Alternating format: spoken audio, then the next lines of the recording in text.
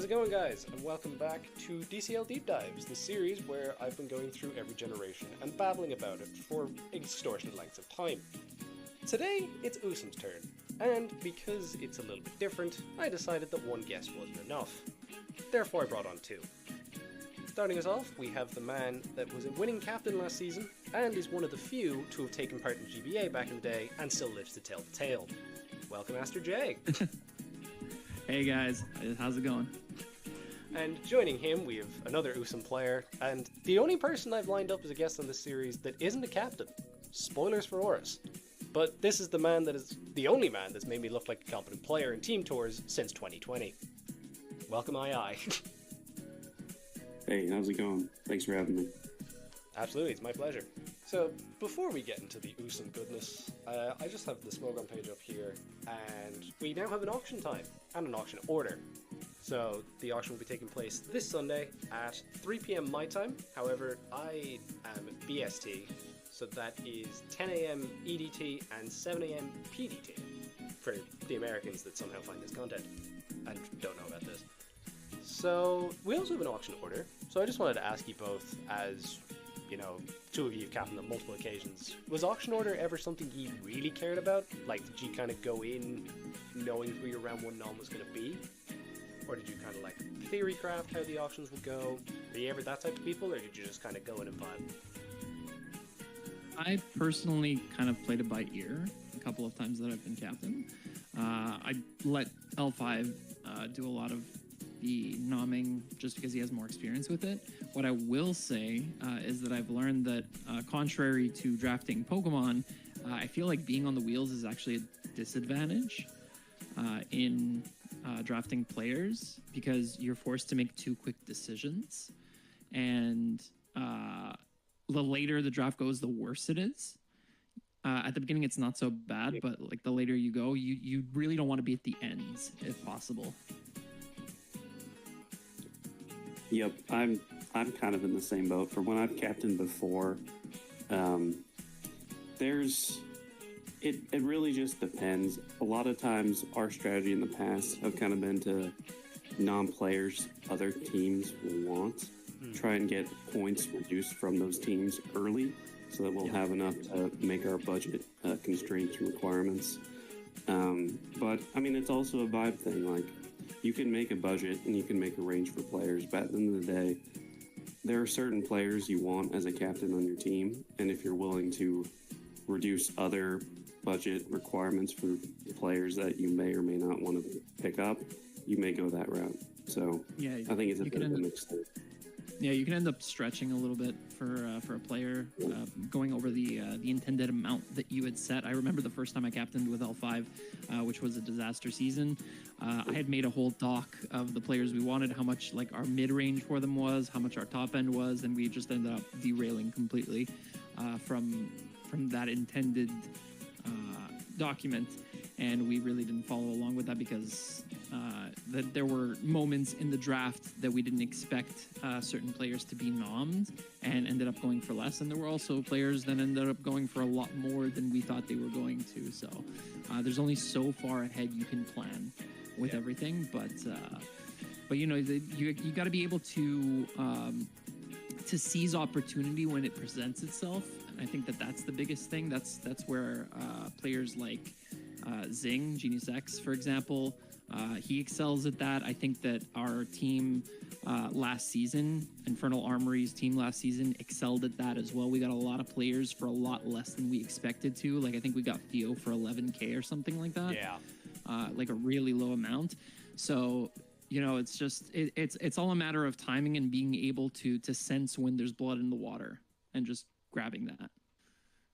Yeah, I was going to mention that if you didn't, just in terms of your strategy last season. I thought you were very aggressive in the auction, particularly kind of early, kind of, you know, died off a little in the middle, aside from L5, making sure that no one went for 3k that shouldn't go for 3k.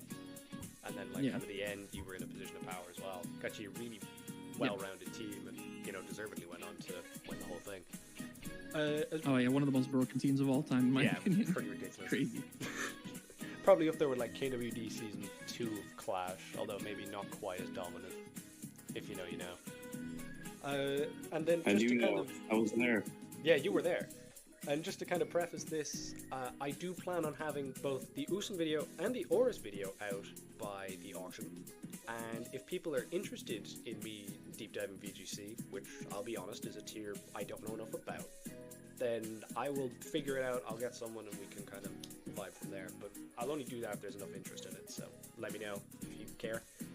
And just kind of one last thing while we're on this page is just the self-buy-ins. I don't think anything is too surprising right now. The most surprising is probably with Gorik's not self-buying in yet. I know he was saying he was a little bit busy, but I feel like he'll still buy in. We also haven't heard from Foxes yet, but there's no way they're not double buying, you know? Yeah, no, of course. Because Yeah, they're just biding their time. yeah, I think it makes sense that he's not playing this season. He definitely seems a little bit on the burnt out side, so he'll focus on support. Anyways, boys, we should probably start talking some USUM, should we? Yeah. So We did some of the talking before we actually started recording, unfortunately. Oh. But a theme of this channel We last can, year, you're not alone. yeah, we can reiterate some of the points that we made. But yeah, kick us off. Yeah. So I'm just going to dive straight into the DCL3 dock because compared to SV and SS, I feel like this is a lot more stable of a tier. Not only because of how long it's been around, but also things just kind of settled into place in a good way. Like, I would say quicker than the other two metagames, and it's also had a lot less moments of like centralizing bans in the case of like Spectrier for SS. So, like, am I kind of along the right lines there? Is there anything you want to add on to that? Yeah, I'd say it's a relatively stable tier for the most part. Obviously, there's going to be some tier changes every now and then where a mon that may not be drafted all that much, maybe moved down a point or two. But the meta doesn't really change all that much. Some teams will try and look for niche mons to build around, which can be fun. But realistically, I mean, people know what works for the most part. They know which megas are good. And every season there's going to be threatening teams. So, Yeah, you have some exceptions, like seasons, for example, 2 in a row in DPL where Mega Sharpedo went crazy. And its price had to go up as a result because it was like 8 points previously. Typically, you'll see this with megas. This does occur from time to time. It's just a balancing act with the meta where certain megas become better as time goes on, as people figure it out. But there's also the swings with like Aegis being allowed and then not allowed, and that's been back and forth for a few years now. And now we have Mega Mawile as well, back in the fray. Which wasn't a thing, say, two and a half years ago. So, there's a few changes that do happen every once in a while, but like you said, for the most part, things stay stable. It's really just when something is discovered that hasn't been seen before. Like even with Megazam and Oras, right? Yeah. For example, like people thought Megazam wasn't great, and then the barrier sets started popping up everywhere, and then it immediately had to be banned. So, just things like that. People finding things out they didn't know before. That's really the only instance you're going to see anything happening in a tier like this because it's so old. Yeah, exactly. Like USUM is a game. And we're also old enough to remember Megazam in this tier. Yeah, how it went from one summer where it was I've seen people specifically draft Skuntank for that mon and still lose to Zam. Same with Spiritombs. Spiritombs and Drapions. Yep, same with Spiritombs. Yeah. Yeah. How it went from one summer where it was like a 14-pointer to just banned. It was... What was that, summer 2019, I think? Yeah. Simpler times. But on the Megas point, you're spot on. Like, we've seen that so many times at this point. We've seen it with Sharpedo, we've seen it with Pidgeot. If we want to go even further back, you can say we saw that with Aerodactyl, we saw that with Medicham. And, like, nowadays you definitely don't see it as often. Like, there was a Mega Beedrill phase, which I remember Rai explicitly was someone that loved Mega Beedrill, and then he's kind of just become an Aura As player. do I. As do I. I know you enjoy it, but I always think Rai when it comes to Mega Beedrill. I don't know why, but Yeah, fair. yeah, like I don't think we've really seen any Mega have that sort of rise lately. Like, there Yeah. was a point where you thought maybe Mega Houndoom would do it, but it just hasn't quite materialized because it's not quite the same mon. But yeah, like, you definitely do see it. It's the only thing that kind of will cause tier shifts here. Everything else is still fairly stable. Although, one nice little new thing is the introduction of the 20-point tier, meaning that Tapu Koko stands on its own. Do the two of ye agree with that decision, that Koko is kind of in a class of its own? And, you know, is there ever a world where you could see either Koko dropping back down, or maybe something like Zero Aura moving back up? Because Zero Aura has clearly become the second best mon. It's jumped above Lando in kind of the last, I'd say 18 months? Yeah. Yeah.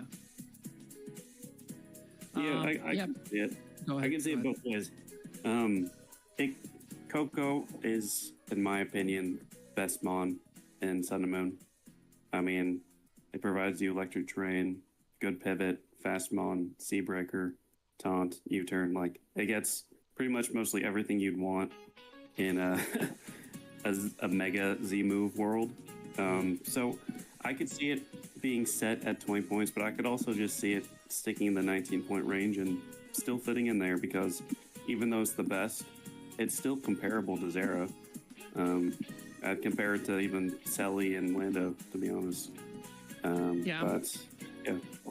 Yeah, I'm kind of in the same mindset. I don't think Coco needs to be 20. I think it's fine that it's there. It can also sit with Lando and Zera at 19. It is just, it does everything, right? It's everything you need in one mon at once. Access to taunt, it's fast, it's a breaker, it's a support mon, it's utility. It literally does everything. So it's like you can build an entire team around it and never have to worry about a role. It's sort of like Mew in that sense.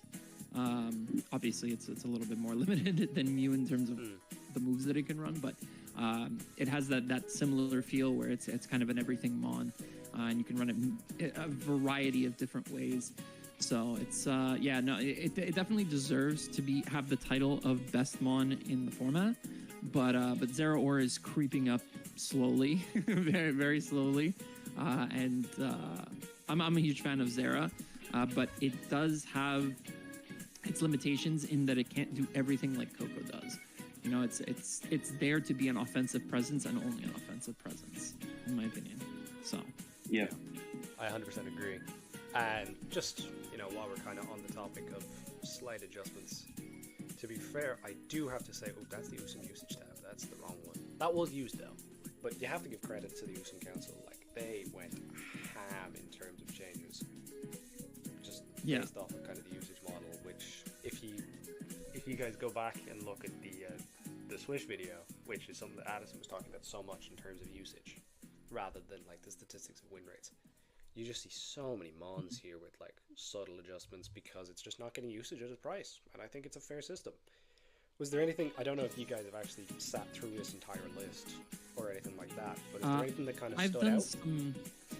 I've done some digging as to which mons are priced less than the DPL had the most recent season. In USUM, I've come across a few very interesting ones. I don't want to give away too much. Oh, obviously, yeah. But I will say there are a few flying types that have caught my eye. It's not just the one we discussed earlier. There's more than that. So. 1 point Swoobat, baby. Oh yeah, that's definitely it.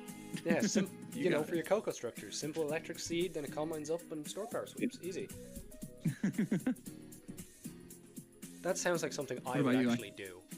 And I mean, not and myself. I have done it. Why am I not surprised? Not in Sun and Moon. I've done it and put it in a different tier, but I have drafted Swoobat. I think it was SV. So I'm also in a custom Megas League, and I drafted Swoobat maybe a year ago, 2 years. It wasn't good. So let's just leave it at that. Shock. It gets unaware though. But no, yeah, there's obviously so much movement here. Like, it's an awful lot to take in, especially kind of as people that maybe aren't as well versed in the tier as, say, the council or like you guys. Like, I know for myself, I play USUM casually. It's a tier that I spam super berries in and I get hacked in. That's my USUM caliber. Like, I played one game in it last season, for God's sake, and then I told Chip, like, no, never again. If next double USUM week, you're playing there, buddy. Worked out though. Yeah, I will say the hacks, like when you do get hacks in this format, it feels worse than most of the others because there's a big button click called a Z move, and when you lose a piece unexpectedly or something happens that you weren't prepped for, suddenly your opponent's Z move becomes so much more threatening, and it's so much more difficult to position around everything. So it's more punishing to get hacked in USUM than any other of the current formats we're using, I feel. And then, of course, there's ORAS where you just get hacked every 2 seconds. Yeah. So, yeah. That's how I feel about it. I completely agree as well. And it's not even just the Z moves. I mean, it's Megas too, which are kind of big buff for Mons. So, like, if you're facing, let's say, a Mega Pidgeot, and you send in an Alolan Muck, and they go for Hurricane, and you get confused twice, your Alolan Muck's down, and Pidgeot's still at full. Like, there's not... You might have a Scarfer to help revenge, but your structure and planning for the rest of the game is severely limited. So, and that's not even counting Z moves. So it's just one example there, but... No, that's it. It's we'd be here all day. Debilitating every turns. example. Yeah, there's lots of examples. Yeah. DCL review games coming soon, which includes... well, actually, they've seen that game on this channel with the bloody Primarina critting Cavalli on turn 1. Still bitter. Shout out to Hacker, though. He's alright, I guess. But I guess kind of that the Z Captain question does kind of lead me into... Obviously, you see SV now with, the way they do, like, Terra Captain pricing. Do you think that's ever something that will be explored in USUM? Or do you think that kind of the system now of, you get your 2 Z Captains and, they are pinnacle, and that's just kind of how it will stay? Or do you think it will get experimented with in the future? I mean, it's a system that has worked thus far, and we haven't crossed into the valley of it's too volatile, or at least I feel like we haven't gotten to that discussion yet. No. But if 100%. Ever we feel like it becomes too much, or even if we want to freshen it up, because at this point it is almost the oldest tier, right? Once we get Gen 10, I think we might cut ORAS out. I don't know how that's going to work, but... don't say that too loud. Yeah, no, exactly. Piss off 10 people. The ORAS mob at you, a bunch of 40-year-old men. Yeah. And me. Yeah, no, but like, it's there's some room for changes for sure, but we're just not at that point yet. Is how I feel. I would agree. I think there was a time too when people were so nitpicky about Z moves in general. I think when Sun and Moon first came out, I'm fairly confident there were some leagues that just banned Z moves altogether, and then there were some other leagues where, like, okay, you can only use the Waterine Z or whatever. Like, you could have specific I remember that. Yeah. Height Z moves. So I don't think we'll ever regress back to that point. But wasn't Z stats banned at one point as well? Yes. I think well, so. I don't know. Maybe. Yeah, I think I remember Z. I believe it was. Yeah, I think that was just when people were sick of Z Memento, even though you never see Z Memento anymore. No, because it's not great. It's better Healing Wish. I don't know. I feel like the most common status Z move we see now is like Z Snatch. Or am I wrong about that? Probably Snatch, Trick, the +2 speed ones. Yeah. But everything else feels like a waste of a Z move. Yeah. It's supposed to be the one bomb turn. Yeah. And gone like days in of this Z year, Hail, Kieran Black, and Z Sandstorm Garchomp and shit like that. Yeah. Yeah. True. Simpler times back in the days of tears. The days before Scale Shot. Yeah. We have speed at home. Speed at home. Yeah. You mentioned in our kind of babbling, just to kind of pivot on to the next point, you mentioned our babbling, Aster, in terms of you feel, just in terms of the megas, we'll kind of circle back to that, that you said there's probably about 11 megas that are draftable.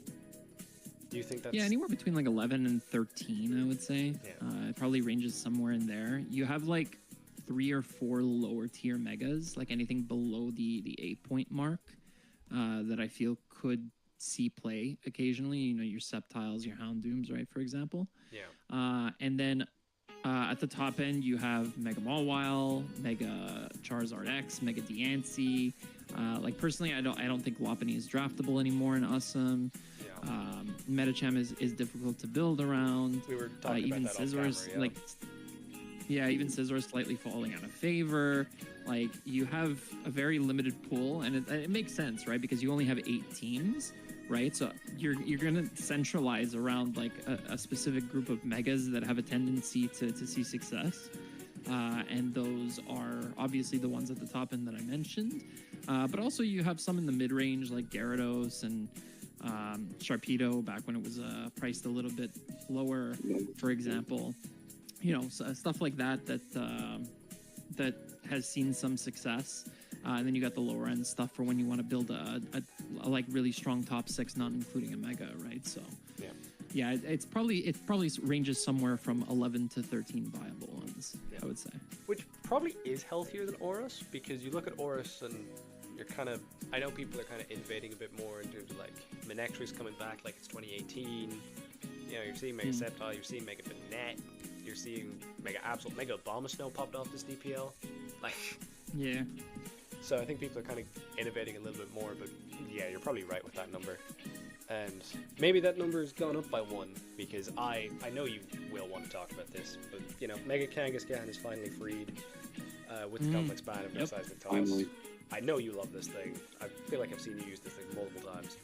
Like, if you want to gush about this thing, go ahead. Yeah. I mean, it's been years since it's been banned in so many formats. But Mega Kang is definitely one of those mons that I feel is good, but also fun to use. You don't just have to use it as a breaker. You could use it as wish support. Its Spadef stat is pretty good. It can do more than just power up punch, return shenanigans. Taking a quarter from Rocky Hill. But yeah, for 9 points, I think it's certainly value. So it'll be interesting to see how it does this season for sure. I know I plan on drafting it if I can. It also has a very interesting stab non-contact move called Secret Power, which is very useful in this gen, as there are terrains. So yeah, be looking out for that, because that can be some team strategy, maybe a Coco Mega Kang structure. I could definitely see somewhere that. along the line. And also, like we were talking about earlier with hacks, it gets 2 body slams. So True. Yep. if the helmet is knocked off, might be the new Jirachi. So we'll see. Yeah, like literally just like Spadef, Body Slam, Toxic Wish Protect, and just sit there. Yeah, that sounds like the worst. That does sound like You're a the bad worst time. for even suggesting that, honestly. It's definitely not an okay time. Yeah. I was trying to think. Because I know, like, you know, we could probably talk about particular USUM structures for ages. Like, we could talk about, you know, Sidul and his love of Tapu Fini, Zygarde, Mega Pidgeot cores, or, you know, the fact that the 2EE, you know, very much do kind of go out of your way to kind of draft unconventional things. Like, Aster, you made Tapu Bulu look not dog shit last year. Yeah, well, thank L5 for that, because I did not suggest Bulu at all. I was opposed to Bulu, and no, it ended up working out. It ended up looking pretty good. So it looked pretty competent, to be honest. And if I started talking about the mods that you were just like, oh, I want to use this thing, and then it did super well, like, we'd be here all day. So yeah. I kind of have too many first-hand experiences at that. So I guess the main thing is like... yeah, we are... Sorry, go ahead.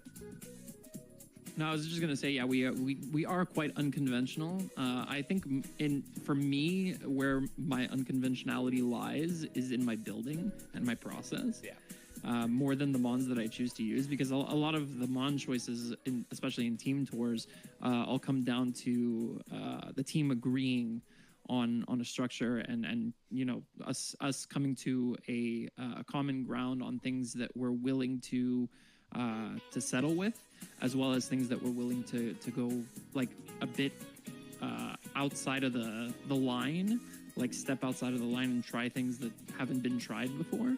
But it all comes down to team consensus when it comes to the actual draft structures. So I would say myself more is in my building and my process. approaching a game. No, I would agree. I do remember watching, I think it was the regular season game, you playing Chip, and just seeing a Leftovers Dustclops and being a little bit like, damn, he cooked. Mm-hmm. It almost worked. Almost. I got great. Yeah, that was Yeah. That was the time. No, but I think another thing I wanted to ask you, because obviously the two of you have been in USUM jail for, years at this point. Aster, I know you took a break and then just kind of came back. But do you think with how SV has been, and in terms of how offensive in nature that SV is, do you think it's trickled down to a generation like USUM? Because it definitely has in Swish. And I think that also played into with the Spectre ban. Whereas this one, where it is kind of a more settled metagame, has that more offensive mindset kind of just trickled down in terms of you don't really see what's the your balance opinion on that? I want to hear. and things like that. What do you think? Your opinion on that? Yeah, I mean, I'm kind of in the same boat there. Although now that you bring up SS, I do miss Ghost Horse. Yeah. Ghost Horse was still around. I might want to play that tier, but unfortunately, that's been long gone. Yeah, good luck with that war. You will lose. I know, and that's why I'm not trying. It's not a tier worth fighting for, in my opinion. I think SS is the worst tier. Shots fired. Interesting. I'll have to get Addison and I in the same video and see what happens. That'll be fun. Here's my argument. It has no special niche mechanic. In ORS, that brought Megas. In Sun and Moon, we get Megas and Z moves. Dynamax is banned, so it doesn't have that anymore. I think it'd be interesting to add Dynamax back. Oh my god. But they don't have that. A bunch of stuff. And obviously, we got Terra's for new gen, so... That's I feel that. It is the most monotonous, to be fair. It's also, personally, I think it's the most, in my opinion, I'm actually directly opposed to Addison. I think that Sword and Shield is actually the most balanced of the formats. I think that it's you can use the most balanced builds in Swish, and you see a lot of them. Whereas with the other formats, you'll see either a more offensive approach or a more defensive approach to either drafting or team building. Especially with SV, it's way more offensively oriented.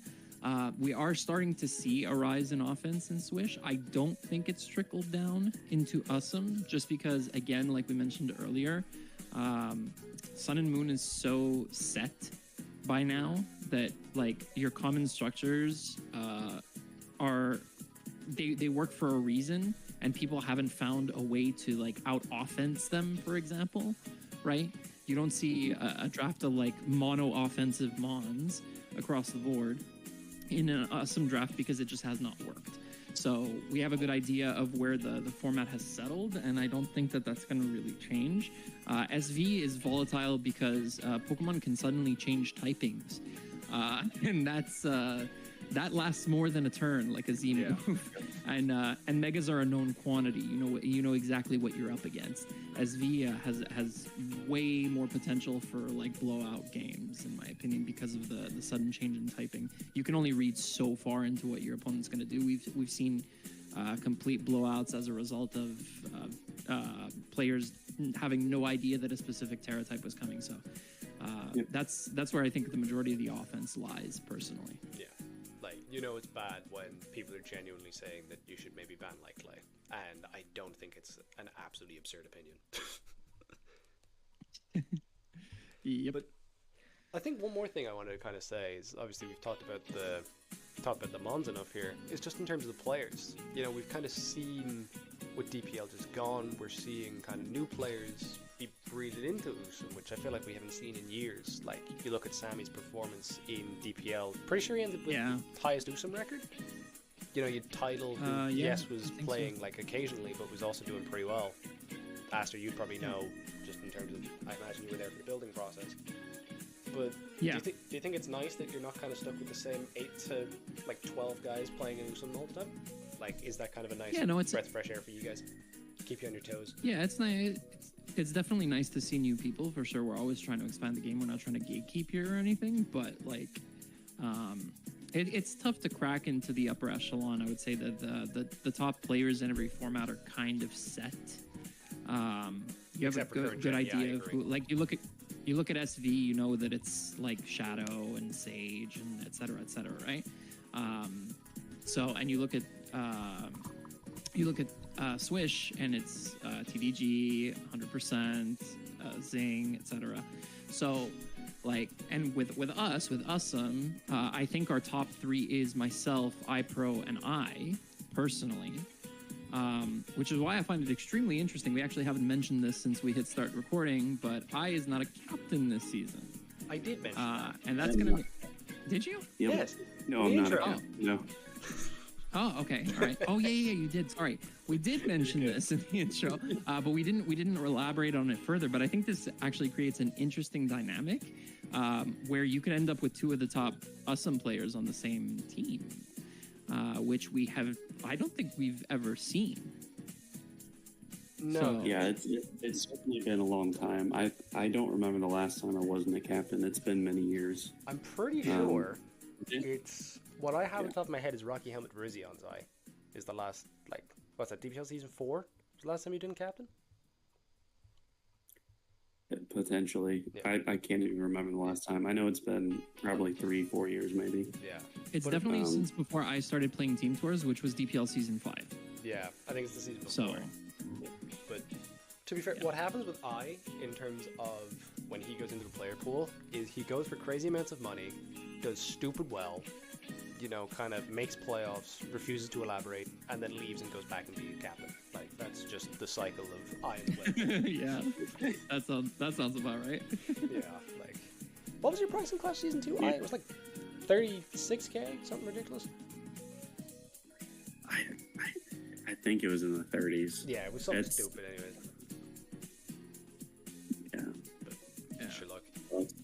But yeah, no, I'm excited to be a player. I think part of me wanted to be a player just because, I mean, being a captain can be exhausting.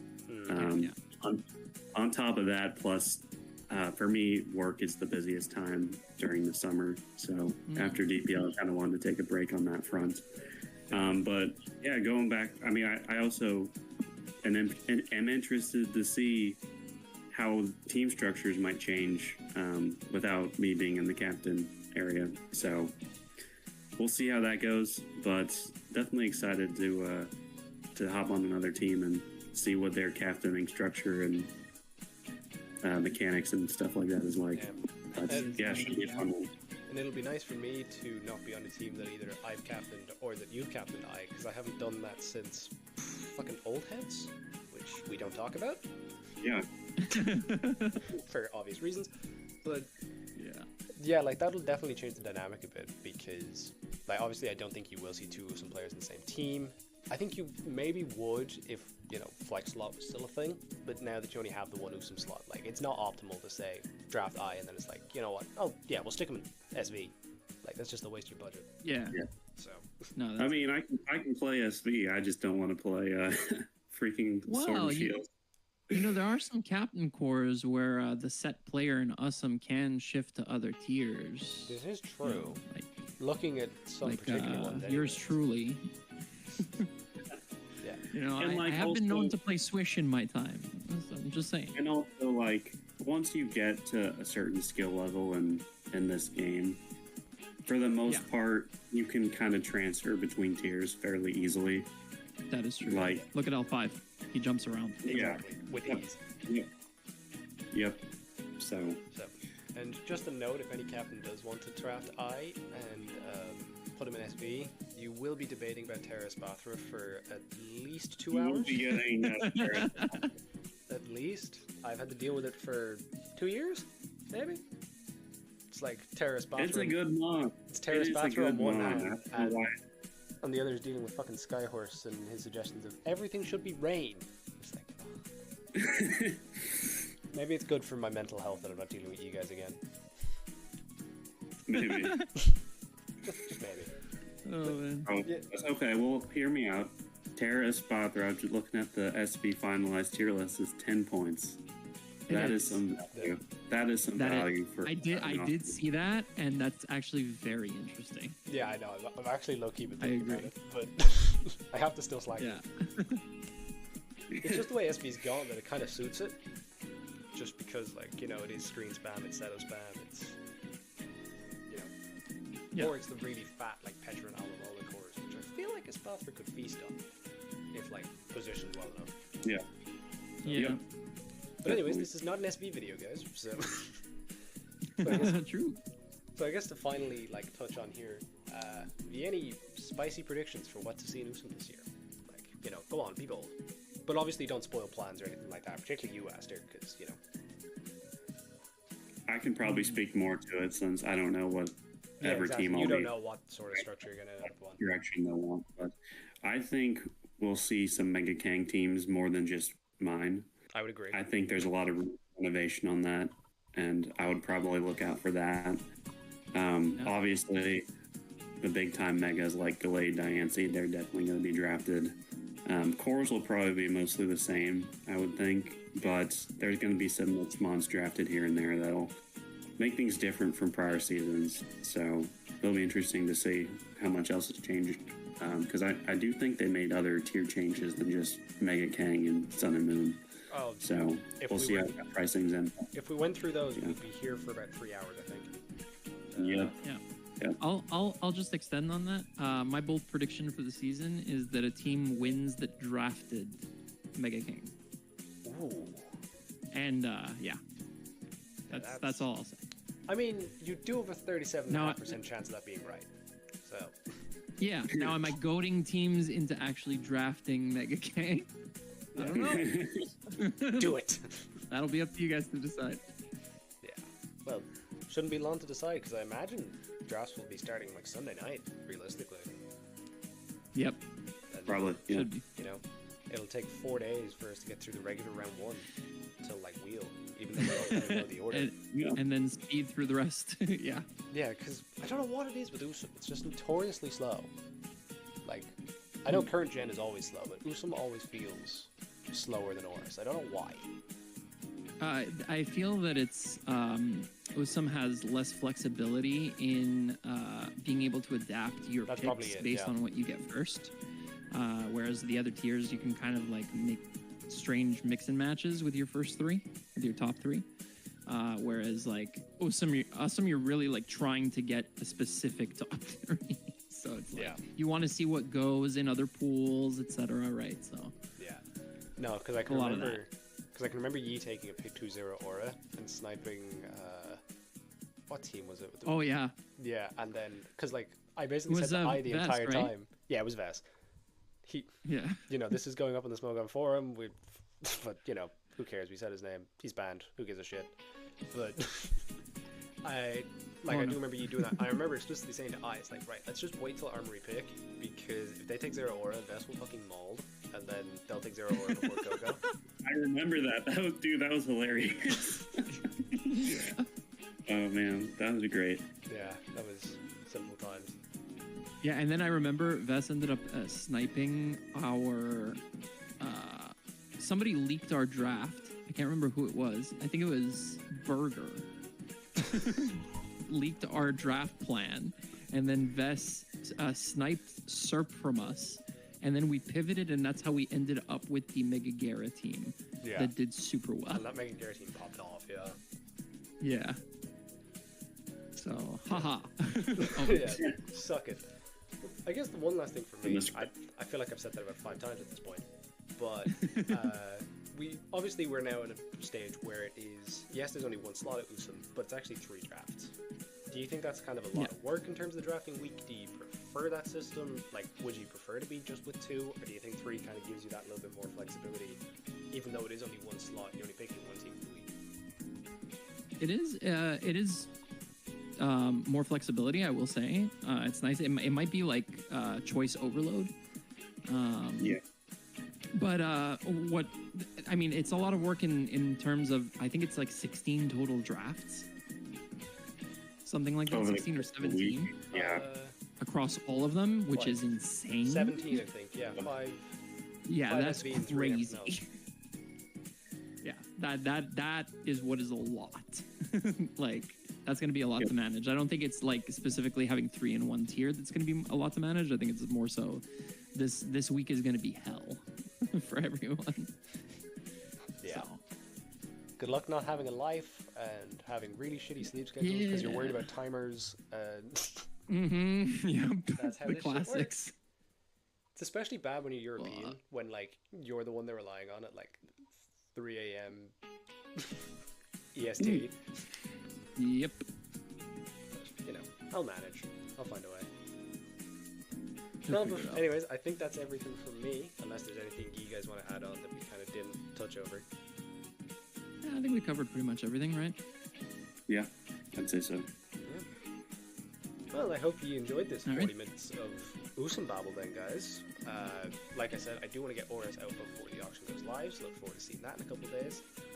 And do, you know, if you haven't signed up for DCL yet, please do. You know, it's the biggest event of the year, you might as well. You know, we got a Mayo sign up in 2025.